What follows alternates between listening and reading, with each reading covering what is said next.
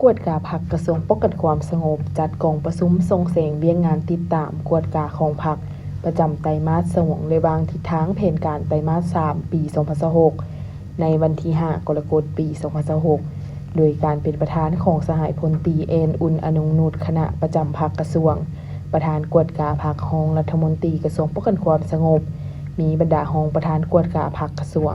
ประธานกวดกาพรรคกรมใหญ่และเทียบเท่าพร้อมด้วยเค้กถึกซื้นเข้าร่วม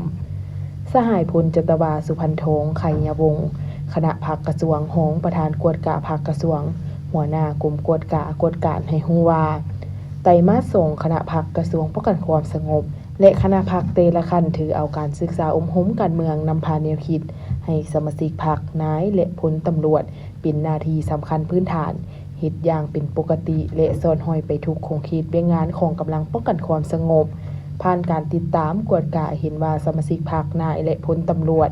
ส่วนหลายมีคุณทัศน์การเมืองหนักแน่นเชื่อมั่นต่อการนำพาของพรรคเป็นเจ้าการเคลื่อนไหวเวียงงานติดตามกวดกาพรรคเป็นปกติอยู่แต่ละหากฐานพรรคกวดกาจะตั้งปฏิบัติมติคำสั่งการปฏิบัติหลักการรวมศูนย์ประชาธิปไตยของพรรค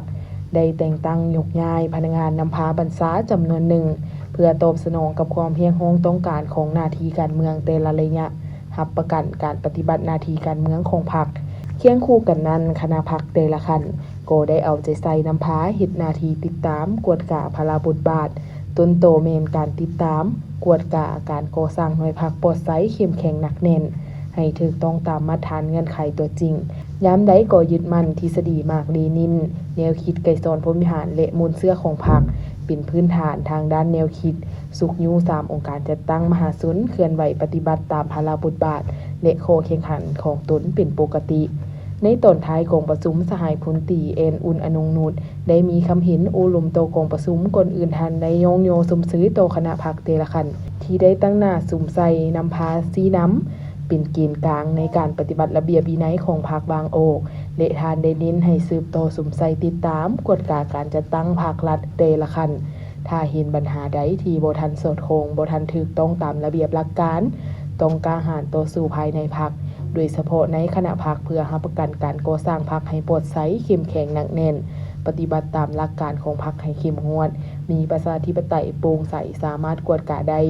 ทุกปัญหาสำคัญมีลักษณะมียุทธศาสตร์สืบโตติดตามกวดกาการปฏิบัตินโยบายให้สมเหตุสมผลโดยเฉพาะแม่นโตสมาชิกพรรคนายและพลตำรวจผู้ที่ดีเด่นมีผลงานเด็ดขาดต่อผู้ละเมิดกฎระเบียบของพรรคระเบียบกฎหมายของรัฐข้อห้ามของกำลังมติคำสั่งต้องแก้ไขให้ถูกต้องเป็นธรรมถูกความจริงภาวะวิสัยตามการกระทำผิดถูกตามระเบียบกฎหมาย